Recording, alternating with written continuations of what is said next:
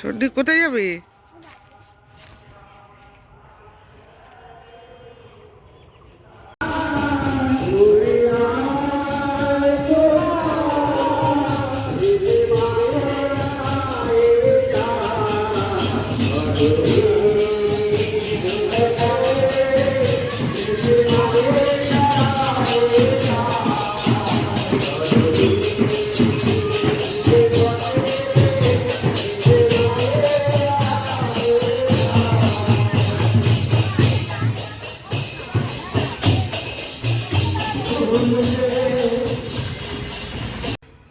Welcome back to my channel Vedansh. তো চলে এসেছি আবারও একটা নতুন ব্লগ নিয়ে। আজ আমি যাব একটা সিক্রেট জায়গায়। তো চলুন দেখাবো সেখানকার পারিবারিক পরিবেশ এবং আনন্দ নেব।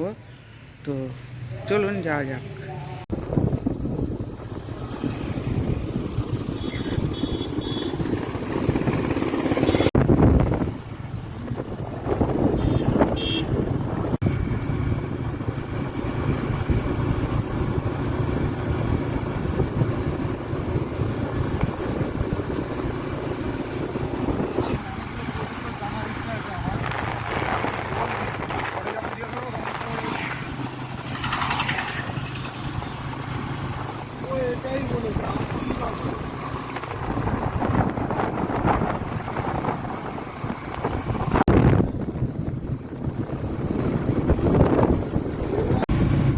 সামনে আমরা অনন্তপুর চলে এসেছি। তো অনন্তপুর এই জায়গাটার নাম। আজ আমার রওনা শিকরপুর টু হারোয়া। তো দেখতে থাকুন।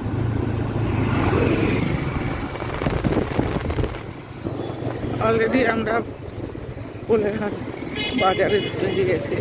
তো এখানে পাইকারি হাট হয়, অনেক মানুষ আসেন এবং ওড়িশার হাটের মধ্যে এখানেও হাট বসে রবিবার আর বৃহস্পতিবার।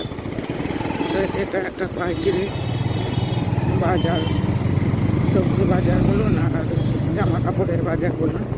তো এটা খুব জনপ্রিয় বাজার। চলুন।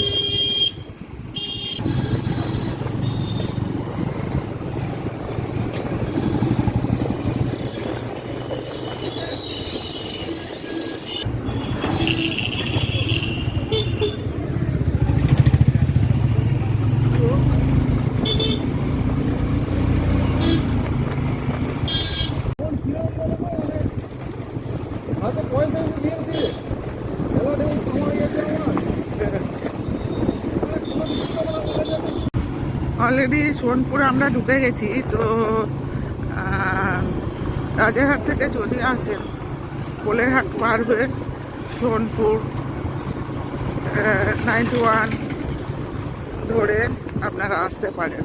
তো এই যে সোজা ব্রিজটা যাচ্ছে দেখছেন, সোজা ব্যানার দেওয়া আছে, সোজা ওটা ভাঙড়ে চলে গেছে।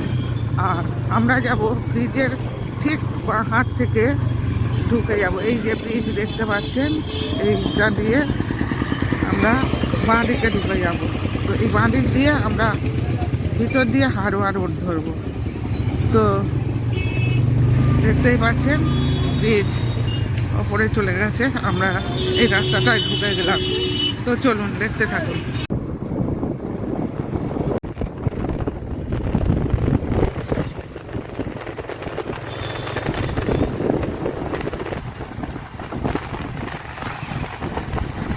চলে এসেছি ব্রাহ্মণের চক খেলার মাঠের এখানে একটা মন্দিরে।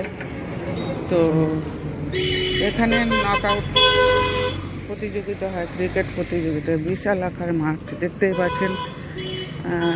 সম্প্রতি হয়ে গিয়েছে এই খেলা।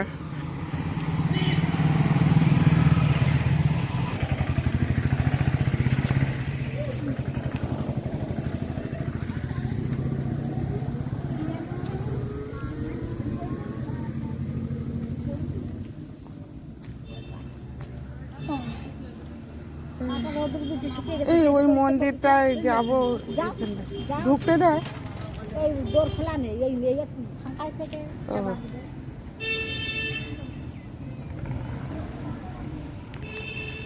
তো দেখতেই পাচ্ছেন মন্দিরটা, তো ওই মন্দিরটাতে আমি যাব, জানি না খোলা আছে কিনা।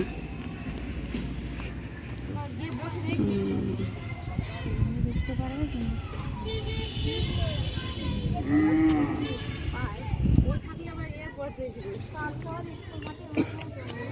মোটেও আসবে মোটে যদি আর ওই যদি আসে মোটেও আসবে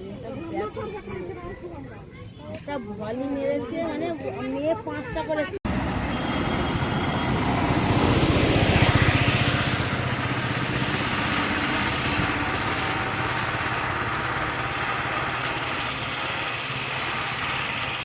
তোর বাবা হ্যাঁ চিনতে পারেছি দেখি।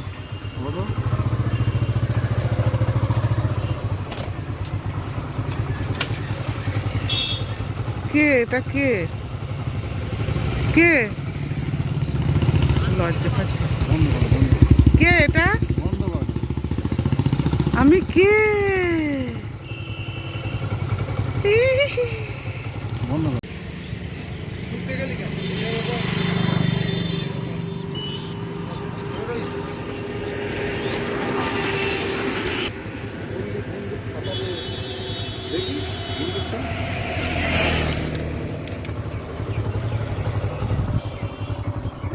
কেমন কেমন হয়েছে সন্টু দাদা? ভালো হয়েছে? আচ্ছা, এইটা ঝাড়াতলা, তো এই ঝাড়াতলা মহাশ্মশান। তো এই শ্মশানে মানুষের গতিভঙ্গ হয়। তো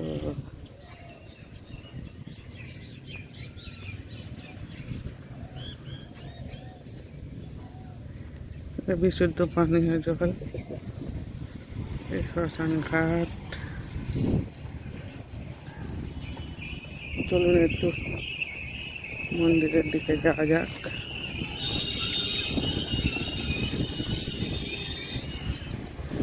এখানে দেখুন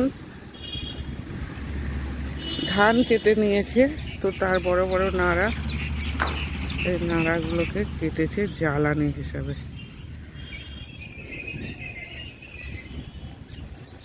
এখানে এরা এগুলোকে নাড়া বলে।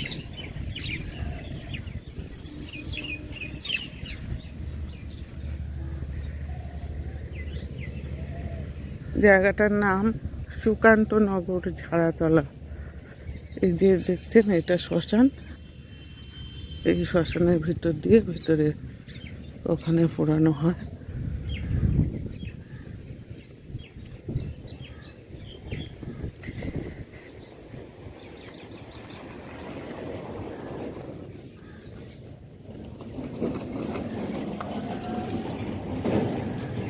এখানে মা কালী বিরাজমান, মা শ্মশানচারিণী মা।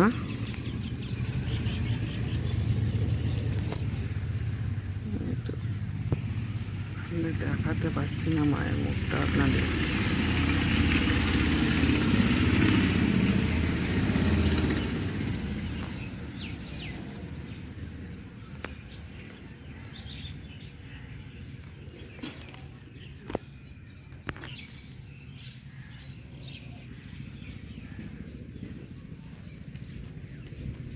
তো এক কথায় খুব সুন্দর, এরকম একটা পরিবেশে এসে একদিন পিকনিক করাই যেতে পারে।